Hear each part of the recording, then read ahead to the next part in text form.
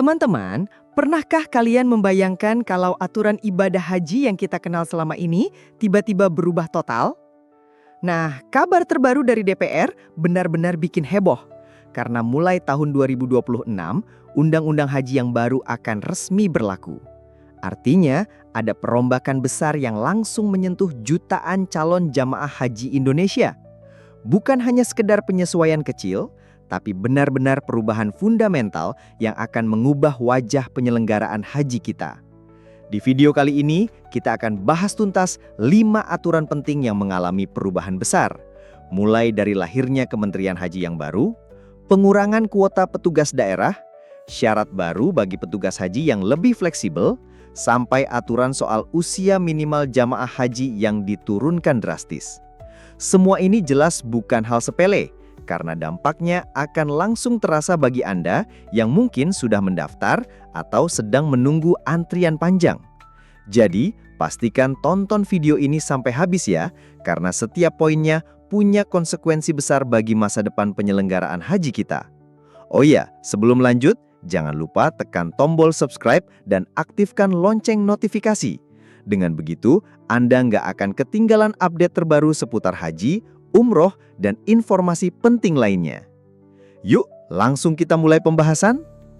Revisi Undang-Undang Haji yang baru saja disahkan DPR menjadi salah satu tonggak penting dalam sejarah penyelenggaraan haji Indonesia. Sebelumnya, aturan utama yang mengatur soal haji adalah UU Nomor 8 Tahun 2019.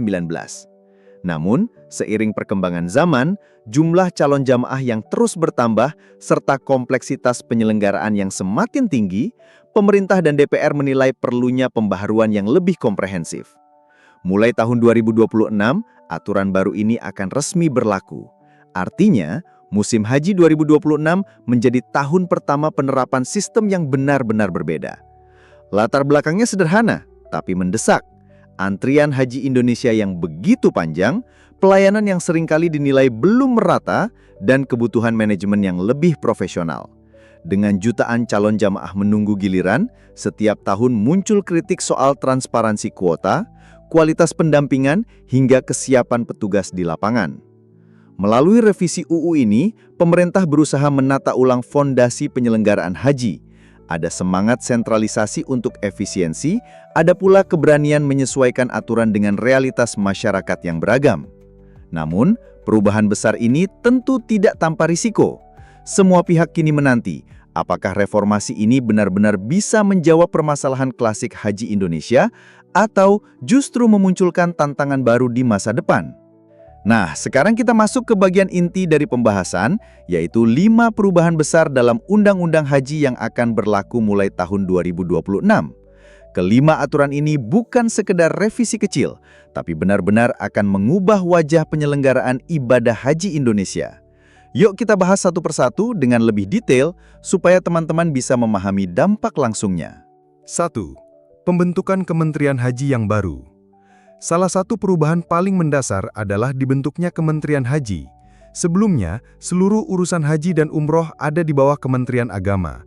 Tapi mulai 2026, seluruh penyelenggaraan haji akan ditangani oleh kementerian khusus.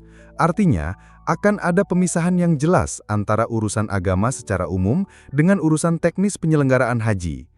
Kenapa ini penting? Karena ibadah haji melibatkan aspek yang sangat kompleks, mulai dari diplomasi dengan Arab Saudi, logistik akomodasi, transportasi, konsumsi, kesehatan, hingga pengelolaan jutaan data calon jemaah. Beban sebesar ini seringkali menumpuk di Kementerian Agama, yang juga punya tanggung jawab besar di bidang lain, seperti pendidikan agama, penyuluhan, dan pembinaan umat.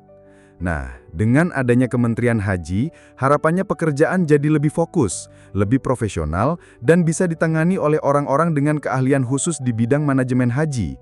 Namun, di balik peluang besar ini ada juga tantangan yang tak kalah penting.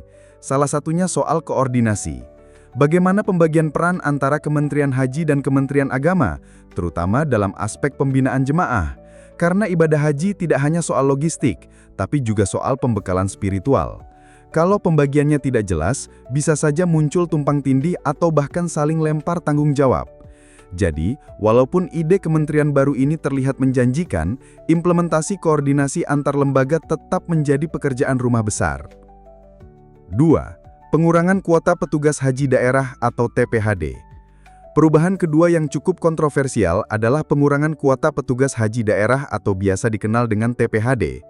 Selama ini, pemerintah daerah biasanya mengirim petugas untuk mendampingi jemaah asal daerahnya. Nah, mulai 2026, jumlah kuota petugas ini akan dipangkas. Tujuannya jelas, menambah jumlah kursi untuk jemaah haji reguler. Kalau kita lihat dari sisi efisiensi, langkah ini masuk akal. Antrean haji di Indonesia sudah terkenal sangat panjang. Di beberapa daerah, calon jemaah bisa menunggu 20-30 tahun untuk berangkat. Jadi, setiap kursi yang bisa dialihkan dari petugas menjadi kursi jemaah tentu sangat berarti. Pengurangan TPHD dianggap sebagai solusi langsung untuk mempercepat antrian.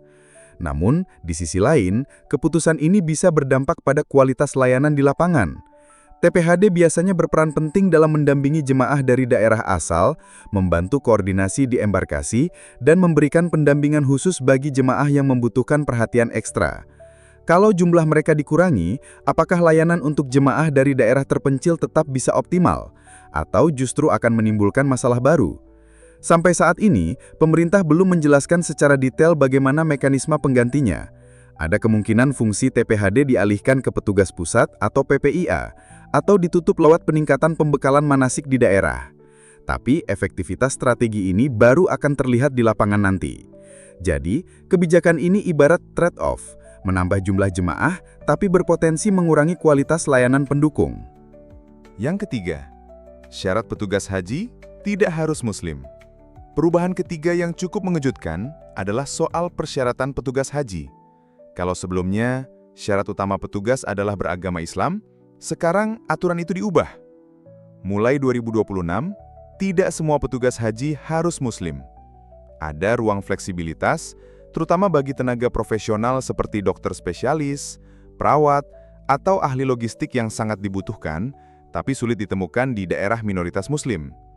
Contohnya begini, di daerah dengan populasi Muslim yang kecil, mencari tenaga medis yang Muslim bisa sangat sulit. Padahal saat Muslim haji, kebutuhan tenaga medis sangat besar dan spesifik.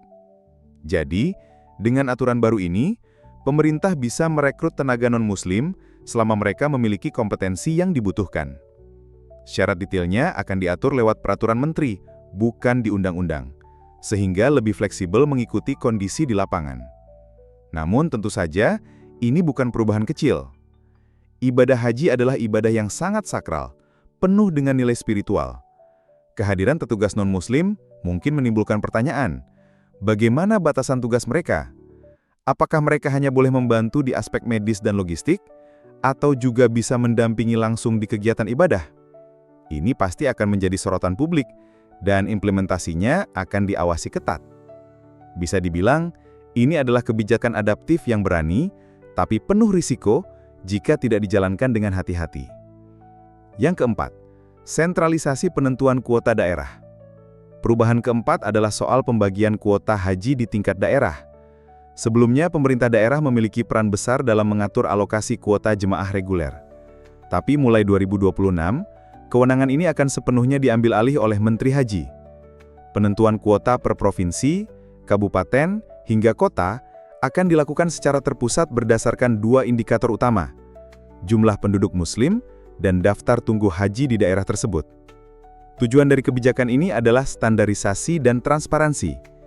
Dengan data yang terpusat, diharapkan pembagian kuota jadi lebih objektif, mengurangi ketidakadilan antar daerah, dan memastikan setiap wilayah mendapat jatah sesuai kebutuhan realnya. Harapannya, kebijakan ini bisa memperbaiki ketimpangan yang selama ini mungkin terjadi karena faktor lokal atau intervensi politik. Namun, tentu saja ini bukan perubahan kecil. Bagaimana memastikan data jumlah penduduk Muslim dan daftar tunggu selalu valid, real-time, dan tidak dimanipulasi?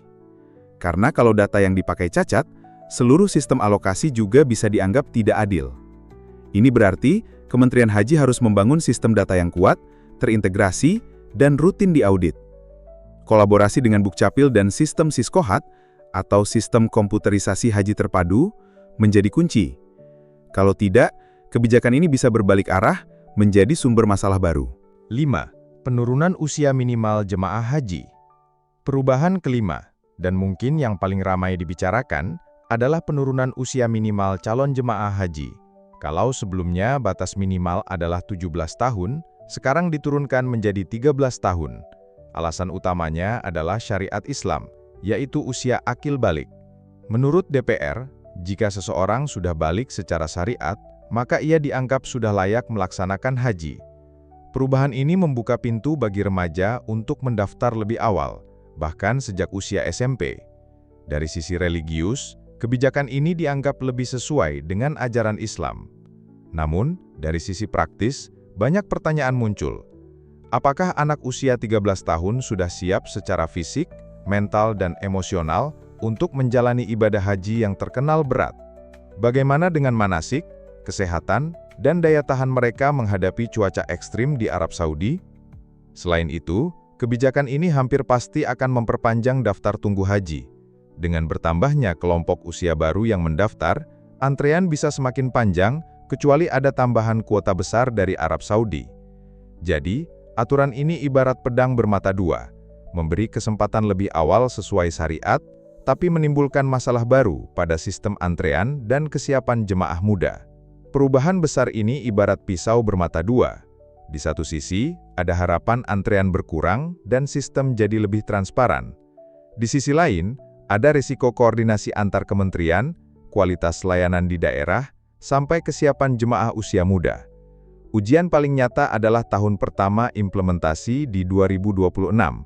Dua hal yang akan diawasi publik adalah, pertama, apakah benar pengurangan kuota TPHD menambah jumlah jemaah? Kedua, apakah Kementerian Haji yang baru sanggup mengelola seluruh rangkaian penyelenggaraan haji yang super kompleks ini? Jadi, sahabat semua, revisi UU Haji ini bukan sekadar ganti aturan, tapi benar-benar reformasi total.